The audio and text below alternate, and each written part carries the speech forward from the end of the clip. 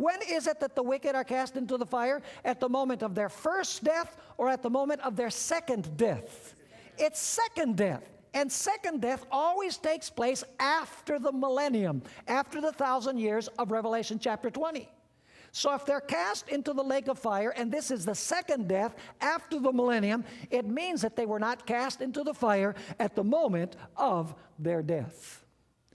Also, Revelation 20, verses 11 through 15, we're not going to read this passage, by the way, but I'm just going to refer to it. Revelation 20, 11 to 15 tells us that all of the nations will be gathered before the throne of Jesus Christ, and at that time, Jesus Christ is going to open the books and he's going to show the wicked why they are outside the holy city, why they are lost. In other words, there's going to be a judgment of the wicked who are outside the holy city. And then we're told at the end of that passage in verses 14 and 15 that after the wicked have been judged, they see why they were left outside the holy city. Then they are taken and cast into the lake of fire.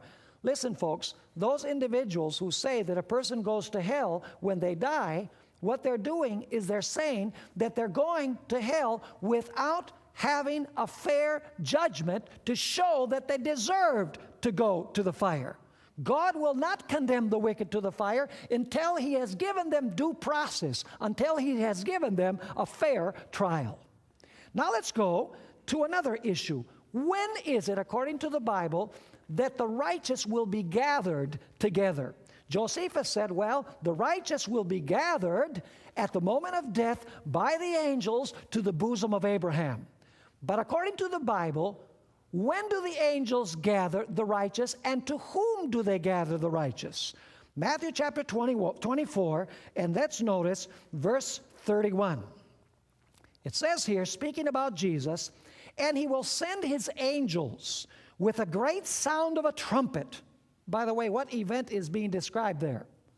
The second coming of Jesus, yes. And he will send his angels with a great sound of a trumpet, and they will what? When is it that the angels gather? Not at the moment of death.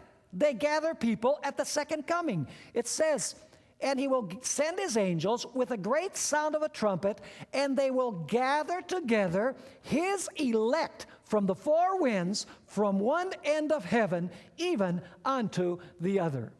And by the way, who are the righteous gathered to? They are not gathered to the bosom of Abraham. They are gathered to Jesus Christ. We're told in 1 Thessalonians chapter 4 that we'll be caught up in the clouds to meet the Lord in the air. Jesus said, in my Father's house are many mansions. And then he says, I will gather you unto myself. So there's no such idea as the angels at the moment of death gathering the righteous to the bosom of Abraham. The New Testament teaches that the angels will gather the elect, will gather the righteous, but they will gather them to Jesus Christ, not at the moment of death, but at the end of the age. Furthermore, we noticed in our last study that God forbade the idea of trying to communicate with what? With the dead. Have you noticed in this parable that actually dead people are talking to each other? Notice Leviticus chapter 20 and verse 27. Leviticus chapter 20 and verse 27. Even Abraham in this parable is talking to the rich man. Would God allow Abraham to violate the idea of not communicating, the dead not communicating with other dead people or with living people? Of course not. Notice Leviticus 20, verse 27. A man or a woman who is a medium or who has familiar spirits shall surely be put to death. They shall stone them with stones. Their blood shall be upon them. Another interesting detail about this parable is that the rich man is in the fires of hell with all of his body parts. Now, I want you to notice Genesis chapter 3 and verse 19. What happens to the body when a person dies? You know, as a minister, I've done dozens and dozens of funerals, and I can certify one thing, and that is that the person who dies, their body is in the casket, and their body goes into the ground. I can see it. So the body does not go anywhere except into the casket and into the ground. Keep that in mind. Now notice Genesis 3:19. God said what was going to happen as a result of sin. God says to Adam, in the sweat of your face you shall eat bread till you'll return to the ground. For out of it you were taken. For dust you are, and to dust you shall what? You shall return. Now, let me ask you, did Lazarus die and was he buried? Yes. Did the rich man die and was he also buried? Absolutely. Notice Luke 16 and verse 22. Luke 16, verse 22. It says, so it was that the beggar died and was carried by the angels to Abraham's bosom.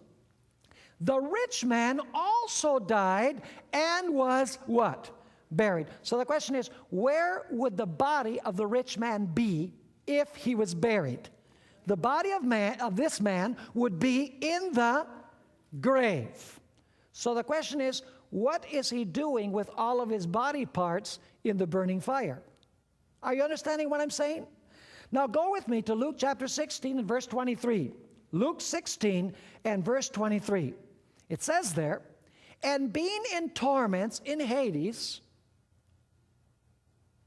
he lifted up his what? But wait a minute. When he died, where did his eyes go? His eyes are part of his body. They went to the grave, right? But here in the fires, he has what? Eyes. By the way, this parable never says that the rich man died and he immediately went to the fires of hell. That is an assumption that people make. That in the parable, the rich man died and immediately he went to burn in the fires. The parable does not say he immediately went to burn in the fires. The evidence seems to indicate that because he has body parts, this did not happen at death, but it will happen when? It will happen at the end of the age. Notice also Luke 16 and verse 24. Once again, the idea of body parts in the fire. If this is at the moment of death, why are body parts in the burning fires? The body parts should be in the grave. It says here in Luke 16, verse 24, then he cried and said, Father Abraham, have mercy on me, and send Lazarus that he may dip the tip of his finger. Oh, so Lazarus, after he dies, he has fingers. Interesting. In water and cool my what? Oh, the rich man has a tongue there too. I thought that would have gone to the grave. It says, cool my tongue, for I am tormented in this flame. Let me ask you, when is it that the body will be cast into the fires of hell? Is it at the moment of death, or is it at the moment that Jesus comes in power and glory after the judgment of the wicked, that they are cast into the fires? Notice Matthew 5, 29 and 30. Matthew 5, 29 and 30. The Bible is clear that the body is cast into the fires at the end of the age, which means that this is not describing the rich man going directly to hell at the moment of death because he has body parts. This must be describing the rich man being punished later on. The parable does not say that he went to the fires immediately. Notice what we find in Matthew 5, 29 and 30. If your right eye causes you to sin, pluck it out and cast it from you. For it is more profitable for you that one of your members, that is one of the members of your body, perish than for your whole body to be cast into hell. What is it that's cast into hell?